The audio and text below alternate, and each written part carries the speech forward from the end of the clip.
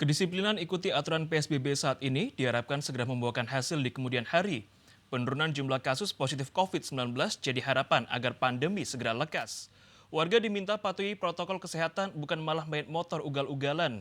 Alih-alih berjuang menyambung tali ekonomi, jangan sampai kita bahayakan orang lain dan diri sendiri.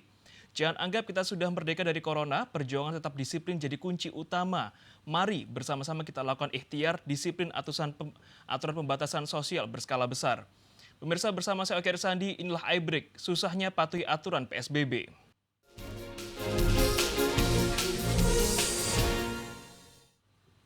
Pemirsa, sejak tanggal 28 April 2020, PSBB atau pembatasan sosial berskala besar untuk kali pertama dilaksanakan di Surabaya Raya, meliputi kota Surabaya, Kabupaten Sidoarjo, dan juga Kabupaten Gresik.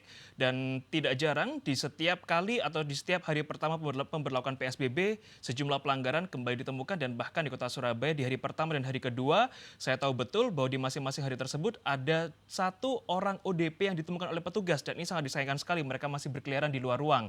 Dan untuk membahas terkait dengan bagaimana sih kok susahnya warga untuk mematuhi peraturan PSBB ini, kita akan bahas bersama dengan dua narasumber yang sudah hadir di studio kami. Ada Mas Bro Cucu Suparyono, anggota DPRD Kota Surabaya, dan juga Mas Yuga Pratisabda, Ketua RT 7 RW 12 Kelurahan Saunggaling. Selamat pagi Mas Bro, Mas Yuga. Selamat pagi. Saya langsung ke Mas Bro Cucu dulu. Ini apa sih Mas Bro susahnya mematuhi aturan PSBB? Posisi kan Anda sebagai warga, bukan sebagai anggota dewan. Apakah memang sesulit itu mematuhi aturan PSBB? Sebenarnya sih mudah, cuma memang beberapa teman yang memang harus keluar untuk berjuang hidup dalam artian mencari nafkah.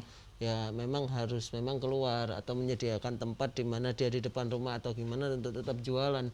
Tetapi di sini kan banyak sekali masyarakat yang meremehkan sekali. Itu. Jadi susahnya mengajak masyarakat untuk menghadapi corona ini kan sebab tidak terlihat, dalam artian apa ya? Dalam artian virus ini kan tidak terlihat. Jadi rata-rata kan orang kalau Surabaya bicara tuh gampang ke.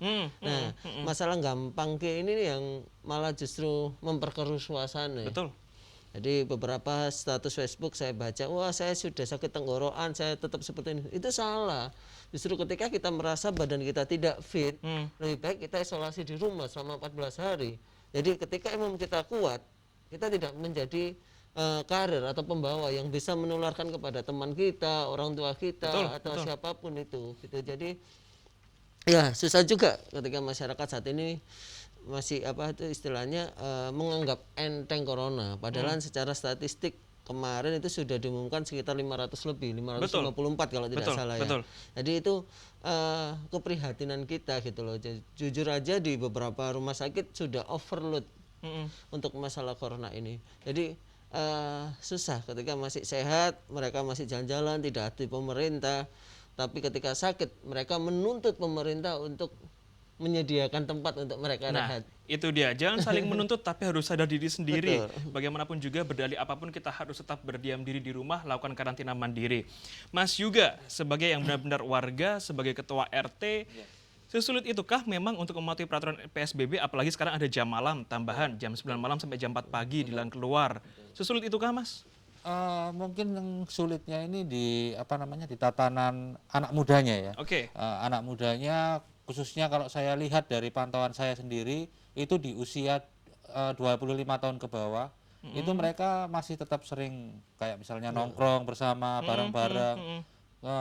Kebetulan kemarin kami barusan menindak juga waktu malam minggu di daerah tempat saya.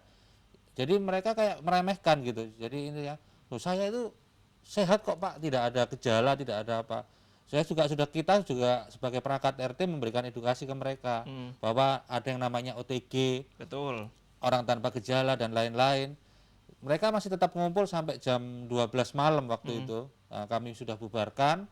Kami pengurus RT ini sebetulnya juga mungkin memberi masukan ke Pemkot sebelum menerapkan PSBB ada baiknya Pemkot untuk melakukan tindakan pencegahan seperti memberikan bansos terlebih dahulu, pemenuhan kebutuhan warga yang terutama yang tidak mampu, agar mereka, apalagi yang pekerja harian ya, itu mereka pemenuhan kebutuhan bantuan sosial bagi mereka, agar mereka ini terjamin, dan pasti mereka kalau sudah terjamin mereka tidak akan keluar gitu, karena mereka kan rata-rata yang MBR ini pekerja harian. Ya, betul.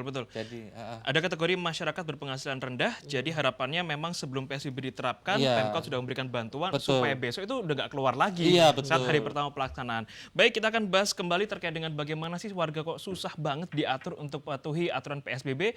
iBreak segera kembali sesaat lagi.